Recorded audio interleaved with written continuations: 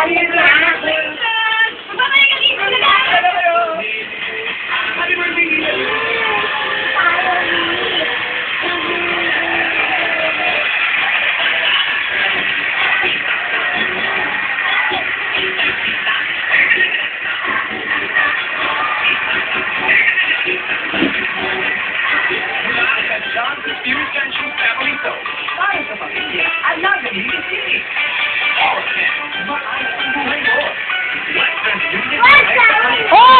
Huwag mo siyanin na ate mo!